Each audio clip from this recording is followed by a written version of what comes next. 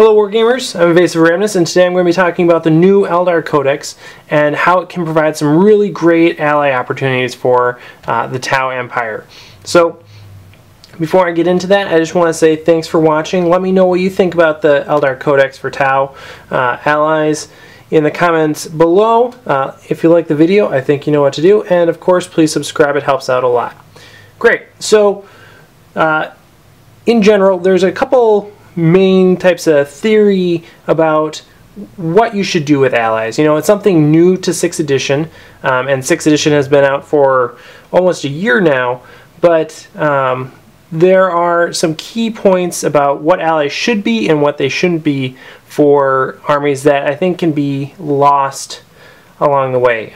You know, with the new codex like the Eldar, it can be really you know, compelling, or you know, really hard to resist the idea of just like taking all these really cool units that are in this codex and putting them with your Tau army just because they're cool and new. And you know, if you're doing that to start a new Eldar army just as an independent army, great, do that. But if you're looking for something to complement the Tau more, and you're really just trying to make one cohesive list as opposed to having, you know, a good Tau list and a good Eldar list independently, then there's a few things that you need to think about. And that's what I'm going to be talking about today, is how to put these two together into one real strong list, with Tau being the primary detachment. And so the main thing is that you're trying to, you know, solidify some weaknesses in your primary detachment. For Tau, you know, they're clearly a shooty army. No one's ever argued anything other than that. And as that, there's a couple weaknesses that they have, and some of them might actually be a little surprising. And there's 4 that I'll go over in this video, going from least concern to most concerning. I'd probably rank them as A, the lack of a strong close combat unit, B, the relatively inconsistent anti-tank fire, and I know that's a little controversial, isn't it? And I'll talk about that. So if you're like, oh my god, stay tuned and I will explain myself. The third one is lack of psychic abilities with the Tau, because they are not a race that are aware of the warp, at least in the way that the Eldar are. And the final one is having highly mobile scoring units. So those are the 4 problems I'm going to work to address in this video. And yeah, so let's get on with problem. Alright, so if you were to pick a unit out of the Eldar Codex to provide some sort of close combat options, well, what would it be? Probably striking scorpions.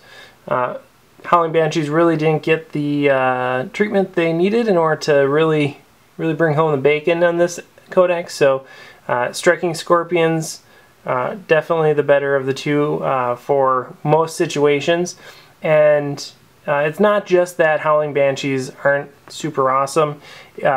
Striking scorpions have a lot going for them. First of all, they have a 3-up save and stealth, so they're relatively durable. They have pretty good close combat abilities.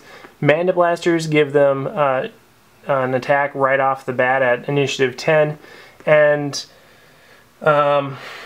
the exarch is just a beast in challenges. So he can take out you know, your characters and stuff, and the other guys can clean up the rest of the crew.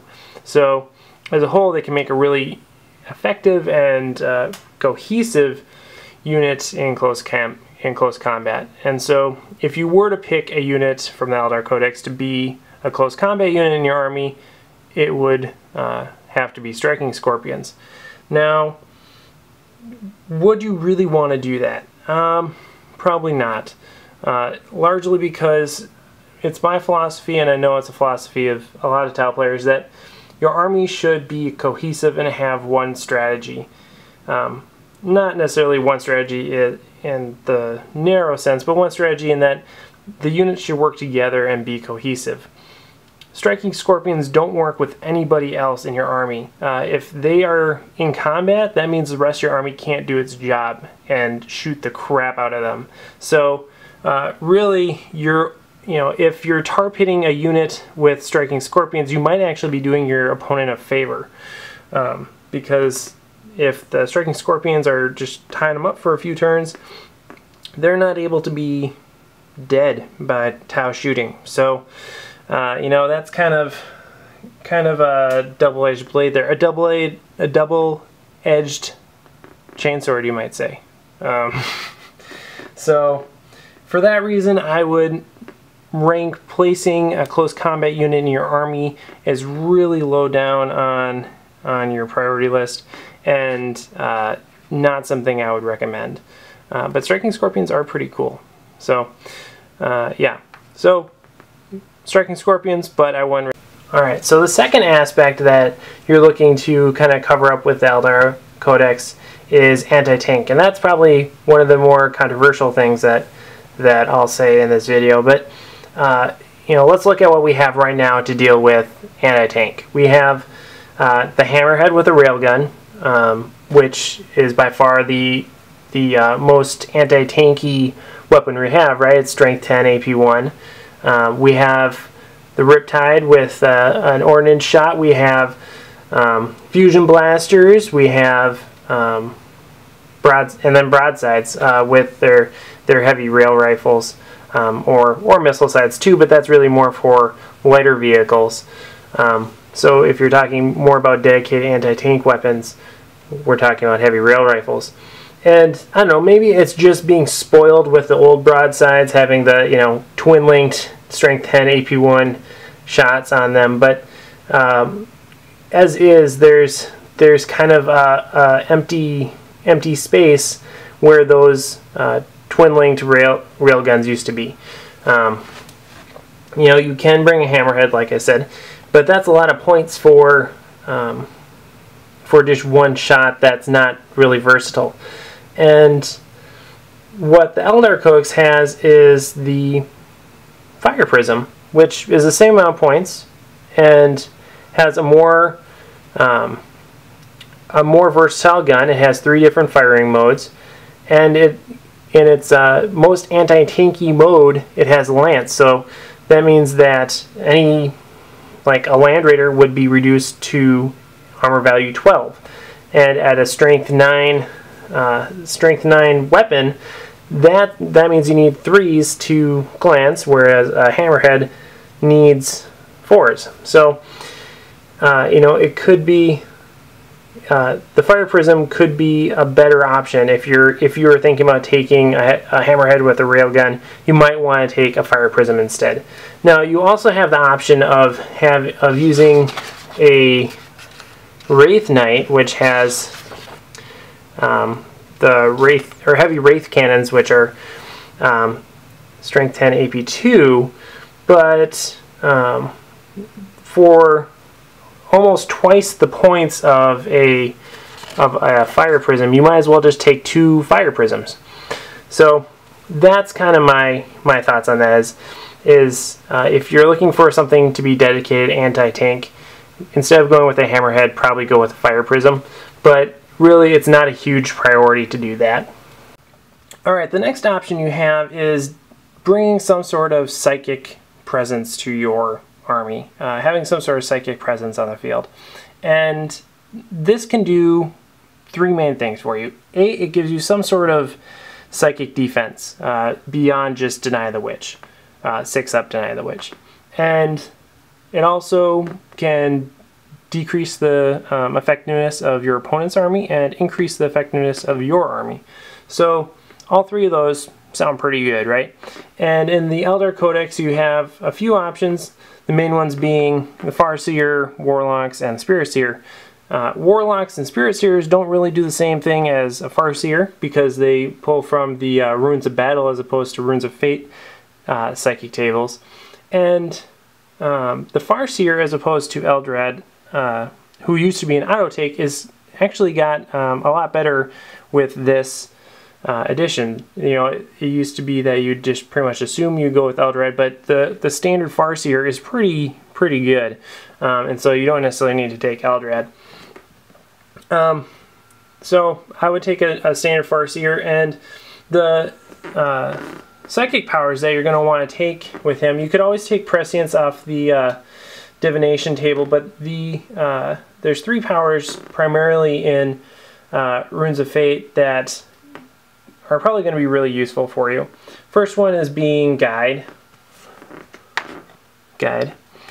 which is, you know, again another prescience, but if you roll once on divination and then roll once on Runes of Fate, you can switch both those out to be the Primaris power, which are Guide and prescience. So, and that's not even all your rolls, so you still get another psychic power because he's a level 3 psyker. So those are going to be just as useful as they were, you know, before, right? Basically allowing you to re-roll your failed to hits, and that's going to be great, especially in conjunction with marker lights. You're pretty much guaranteeing something to hit everything, right? If you bring it down to 2s to hit and then use Guide or prescience on it, that's going to be really hard to miss with. But really, you might find it more effective to use marker lights on some units and then psychic abilities on others, just to kind of get the most bang for your buck. The second one is Doom, which basically makes your enemy re-roll, or rather, you get to re-roll to wound rolls against it. So it's basically, you know, doubling or whatever your actual damage output, which is great.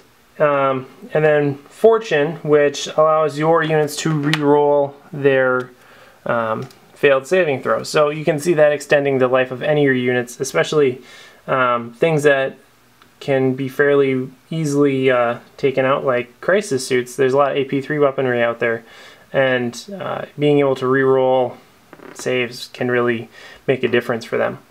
So Farseer really going to bring a lot to the table as far as enhancing your army.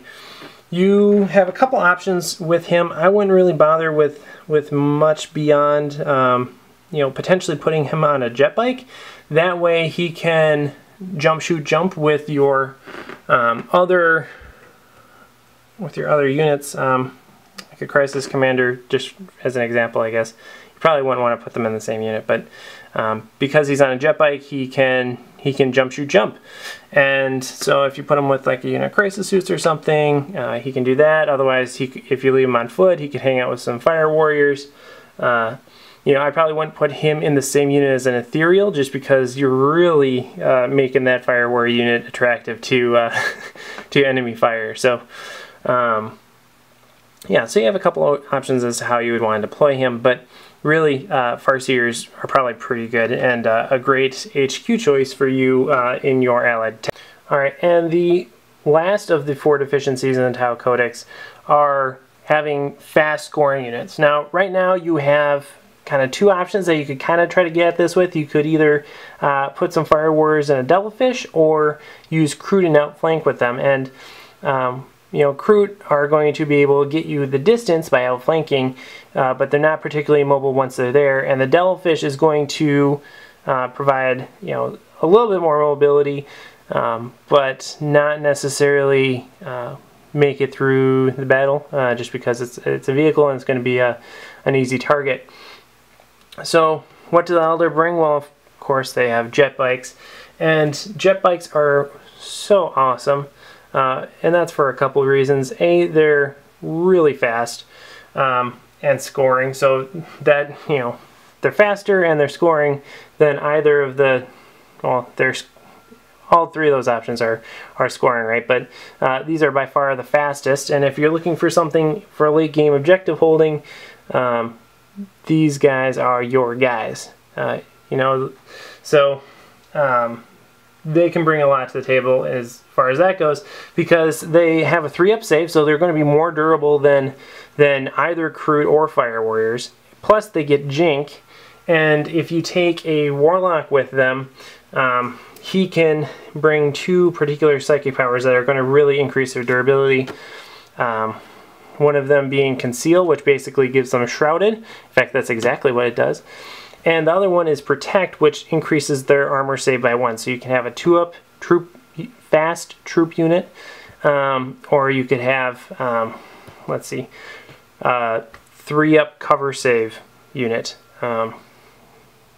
with Jink. So yeah, that's pretty great. They also have Shuriken weapons, which have Blade Storm now, and that's effectively 6s to wound are AP2 and automatically wound.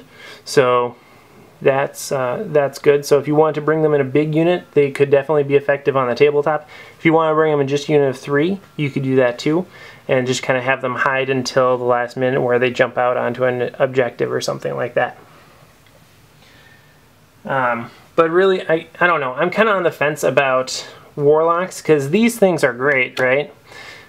These can really increase the durability, but I'm not sure if it's necessarily worth the points to bring it. I don't know. I'm going to think about it. But for right now, I definitely know that jetbikes are going to be a great component to an allied Eldar detachment, and are really going to be the centerpiece of that detachment. Okay, so in summary, what would I bring for an allied detachment? Well, I covered 4 different possibilities: fire prisms, farseers, striking scorpions, and jetbikes. Of those 4, I'd only bring 2. I'd bring farseers and jetbikes, just because they shore up some of the bigger weaknesses in the codex, that being mobile scoring and psychic powers and psychic defense. So in my 1850 point list right now, I'm taking 1 farseer on jetbike and 6 guardian jetbikes, or windrider jetbikes is what they're called now. So 2 groups of 3. Yep. So thanks for watching. Let me know what you think in the comments below, and of course, please subscribe. Thanks.